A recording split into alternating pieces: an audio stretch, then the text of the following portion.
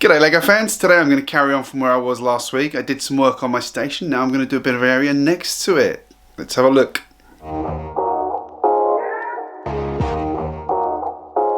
So here's my station. Very happy with that one. You guys seem to agree with me on that. What I'm going to be doing today is this spot here. Just here. Now I actually got a bit ahead of myself and took down what was there. Actually I think it was there. Had it there. Had a tunnel there. Okay. Actually, it was there. That's where it was. There. Yes, there it was, because it lined up with that. And I thought, yawn, boring. So I took it down.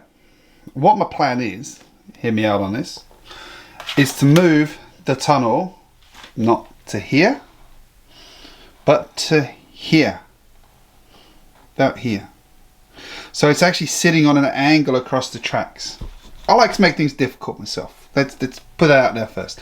I like to make life difficult for myself, so I'm going to be building on an angle. But not only that, I've realised that the curve actually comes in a bit here. So I'm actually going to have to make it kind of go like that, oh, no, that's rubbish. I like to make things difficult for myself, so I've actually realised I've got to do a bit here, and then across there. That's how it's going to have to work.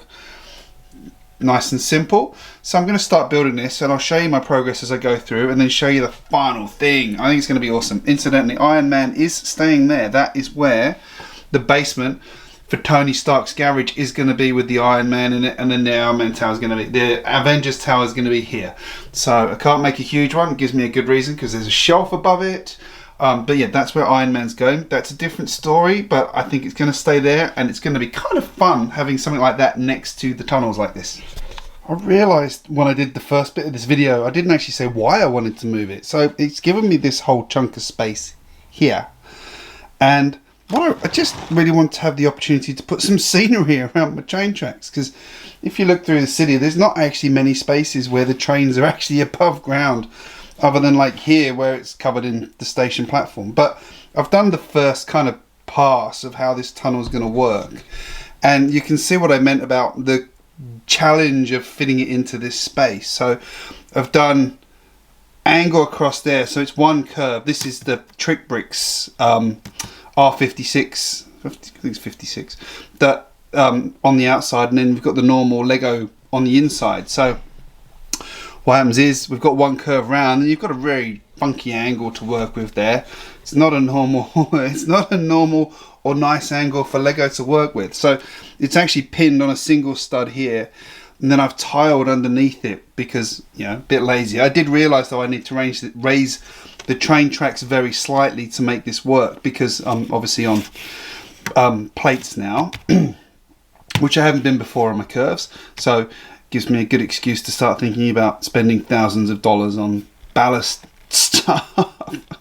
It's an expensive hobby, but I like the way this looks. So yeah, we've got the two entrances here, and this one here, you can see what I meant about I've had to put a piece on an angle here, so the train, the bridge effectively, or the tunnel entrance effectively curves. I could possibly make this curve a bit more, maybe one day I will, but I'm going to stick to angles for now because I want to keep it simple.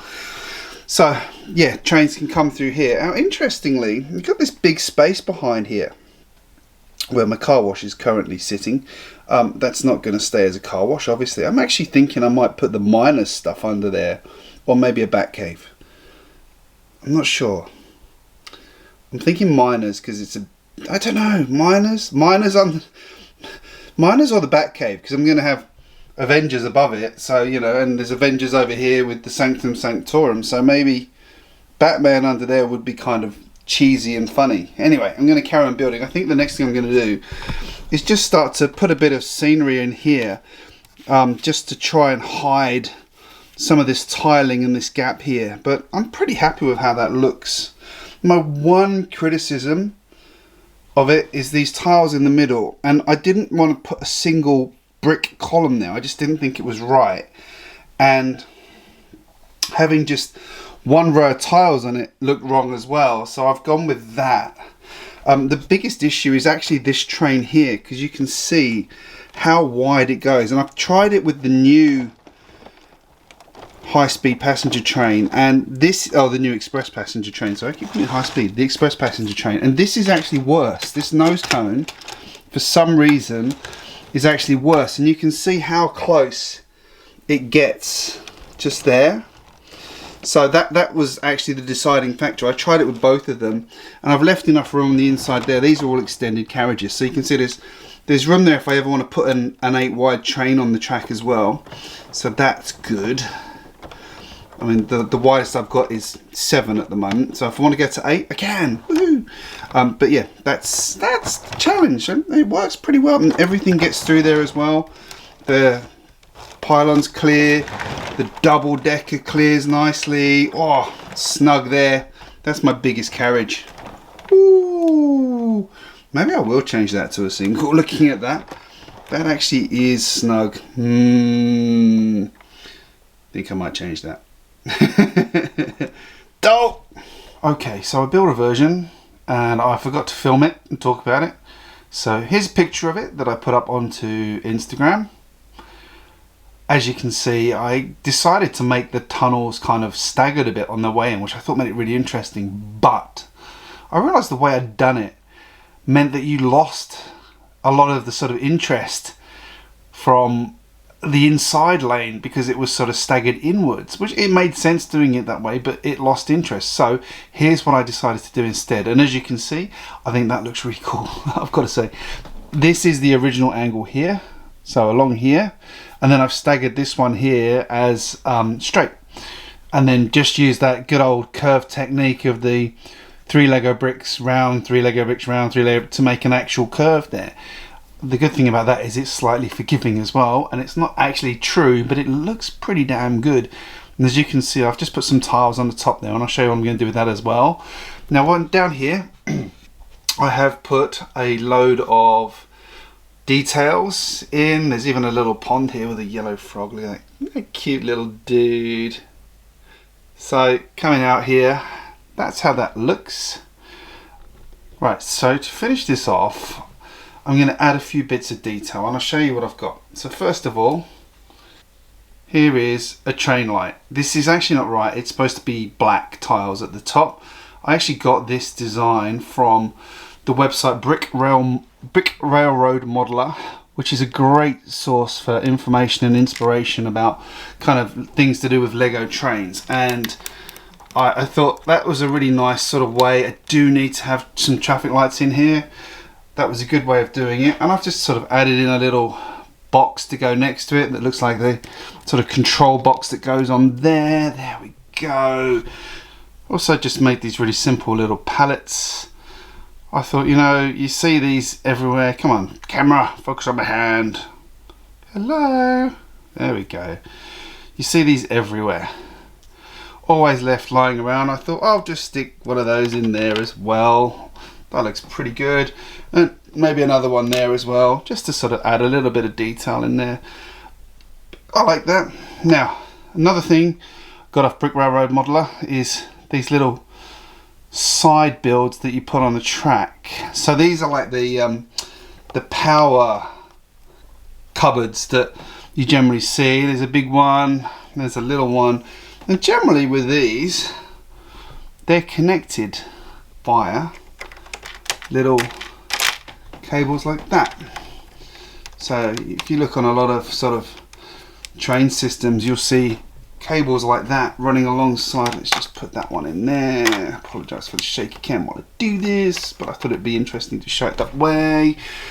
You see these little units like that running along the side of the track, which made a nice little detail. So there we have, I think, quite a cool little entrance. Now I did have one more thing I was going to add to this, which is supports on the inside. Put that there.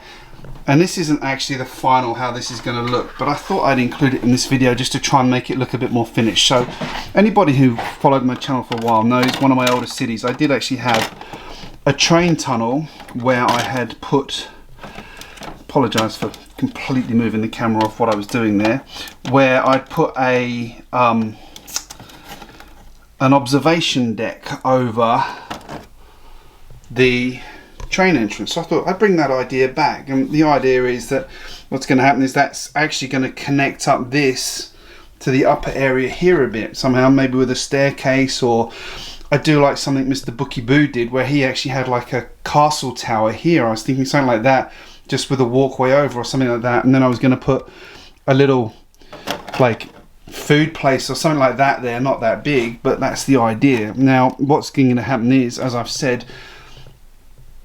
my Iron Man Hall of Armour is there, that is going to stay there, and this is actually going to be built back to connect to that, but that's a whole other story.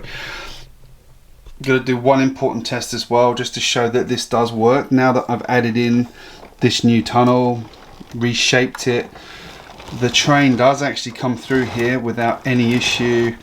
It does miss, especially this longer carriage here, it does miss the inside quite comfortably now, which means I'm now happy that when I run an 8 wide train, that's going to go through as well. The same on this side. I have actually tested this. It's a different radius, so it behaves slightly differently, but it does work. I have checked it. So I think what I'm going to work on in my next video is probably finishing this wall down here and bringing it down, and I want to start work on this area here and start to just tidy up this lower area and start to show you what I'm thinking. You can see I've been working on the roads. There is some roads there, so that's where I'm going to go.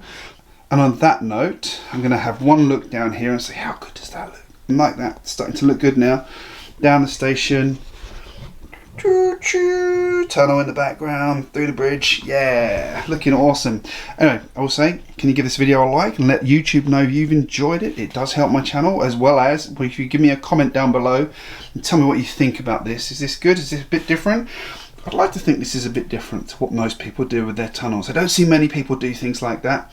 I do like to do things a little bit special sometimes. And if you're new here, hit subscribe. I do post regularly. Thanks for watching, guys, and I will see you again very, very soon. Bye-bye.